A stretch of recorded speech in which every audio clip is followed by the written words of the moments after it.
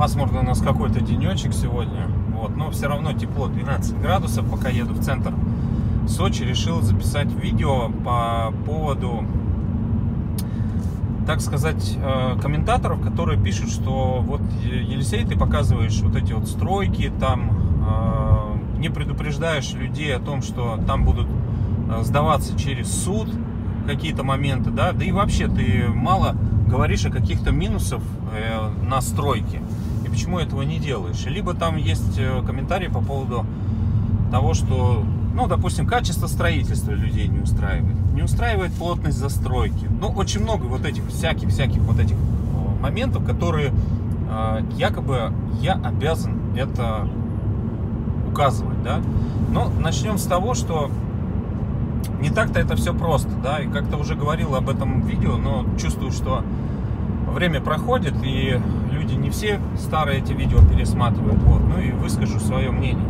На самом деле, вот эти вот все, так сказать, вопросы, тонкости, да, что касается там оформления, что касается судебных решений, что касается качества строительства, понимаете, но если я это скажу в видео, мне буквально через полчаса, и опубликую это, через полчаса буквально мне позвонит застройщик, и, мягко говоря, он мне скажет: если ты хочешь снимать дальше, вообще снимать дальше, то ты удали, пожалуйста, это видео.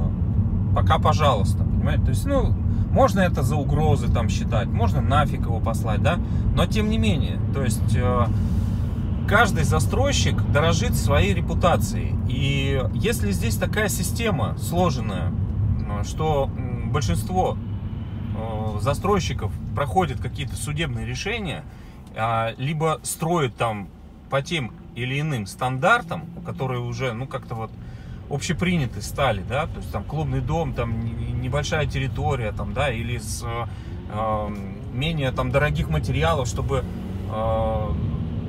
ценообразование, так сказать, было более доступное, да, то это такой специфичный рынок, и не надо здесь быть там таким Робин Гудом, да, чтобы прийти и сказать там: вот, смотрите, на самом деле построено хреново там, или а вы знаете вообще, что здесь вот уже давно здесь люди живут, но газа нету, и хрен его знает, когда этот газ все-таки подключит. То есть нельзя так говорить открыто, это все делается индивидуально. Если вы думаете, что я нахваливаю какие-то из объектов, то покажите мне конкретную ссылочку, покажите, на какой минуте я говорю, что аналогов нету, берите, это супер, вот 100% даю какие-то гарантии и так далее. Делаю ажиотаж там, к примеру, из какого-то жилого комплекса, что вот здесь сейчас все разберут, здесь все будет круто, здесь вы заработаете там и так далее.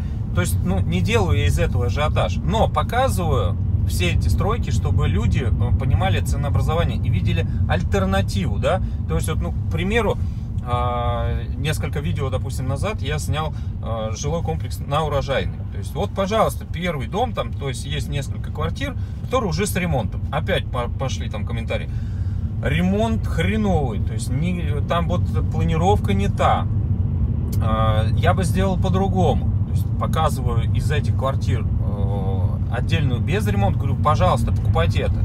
Но как бы мимо ушей это все люди пропускают, да, то есть я же даю, наоборот, альтернативу.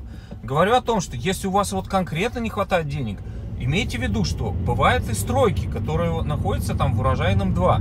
Я же, опять же, не нагнетаю ажиотаж, вы берите прям сразу стройку. По этому комплексу или по другим каким-то комплексам, которые на этапе строительства люди обращаются, все они понимают все эти риски, поверьте мне. Я это всем говорю на месте. То есть, когда человек мне обращается, я ему объясняю, что дом будет сдаваться через там такие-то моменты. То есть, там будет проходить суд, будет проходить раздел. Или, допустим, строился он с разрешением на строительство, а теперь у него есть там выписка на дом. То есть, он теперь в правовом поле, то есть законный, и теперь его не снесут.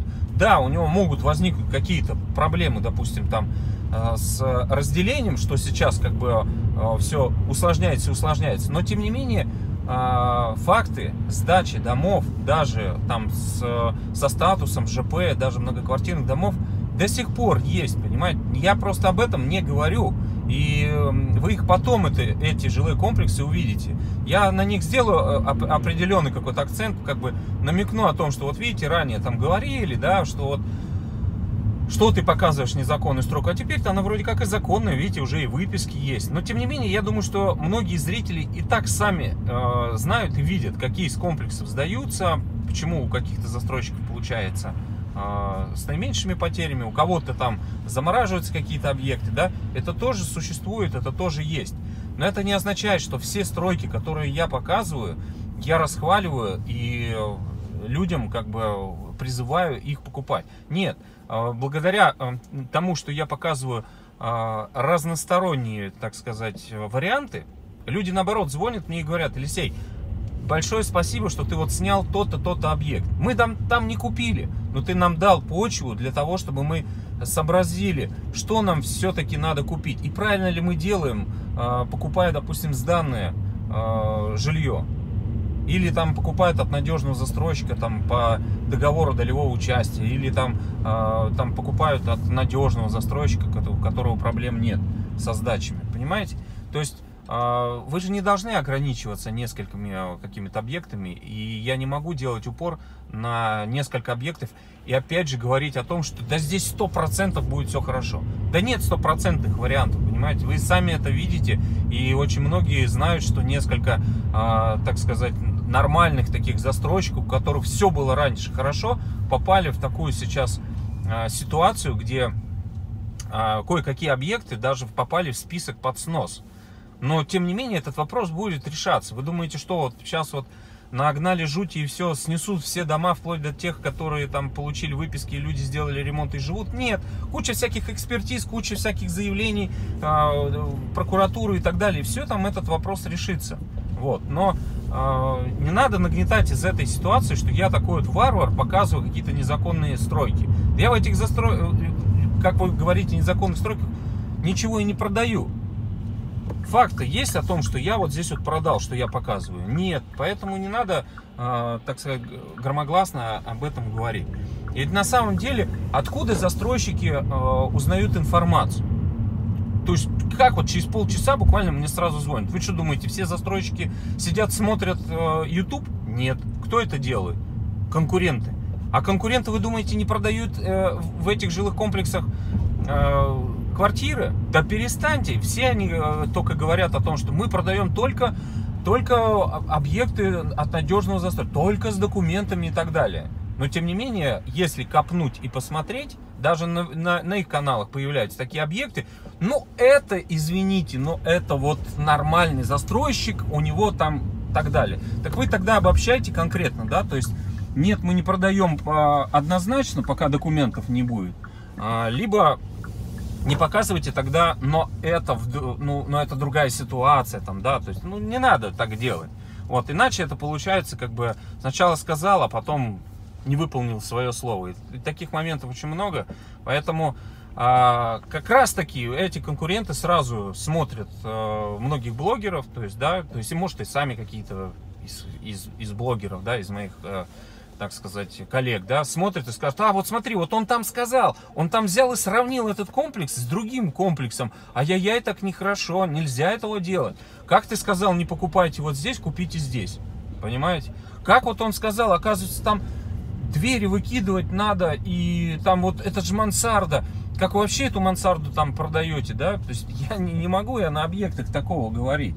Вот когда допустим, это будет вторичка, когда это будет не застройщик, когда это будет, ну, просто там человек, который продает свою квартиру, да, тогда можно выражать какое-то свое мнение. И опять же, ну, если ты от человека продаешь эту квартиру, он скажет: а зачем ты так снял? Вот зачем ты эти минусы какие-то высказал? Возможно, это минусы для тебя, возможно, это минусы для кого-то, а кого-то это устраивает, и все хорошо. То есть кто-то говорит, допустим: да ладно, это же ждать там 2-3 года эту стройку, да, там, ФЗ-объект, к примеру. Но есть же такие люди, которые готовы ждать. Понимаете, не надо сравнивать их всех в одной плоскости. То есть вы не готовы, вы не хотите, у вас нет ресурсов. А у кого-то есть ресурсы, кто-то готов подождать, либо кто-то готов рисковать, и это его право. Но у него всегда должно быть право выбора. когда у него будет право выбора, тогда он будет спокойно, грамотно все оценивать. То есть, почему он идет, действительно ли стоит рисковать своими деньгами, если они у него последние, лишние там, и очень-очень-очень много всяких других каких-то вариантов. Так что, ребят, вот я надеюсь, вы меня правильно поняли, и на каких-то из объектов, если у вас есть какая-то там, ну, так сказать, сомнение, есть другое мнение, вы, пожалуйста, напишите мне, и я выскажу свою точку зрения вам в личку. Понимаете, даже в комментариях нельзя писать того, чего тебе хочется, потому что за этими же комментариями, как за словами, следят наши друзья и конкуренты, и те, кто хочет там, допустим, навредить нашей работе. Самолетик летит. Ну все, ребят, хорошего всем настроения, всем пока.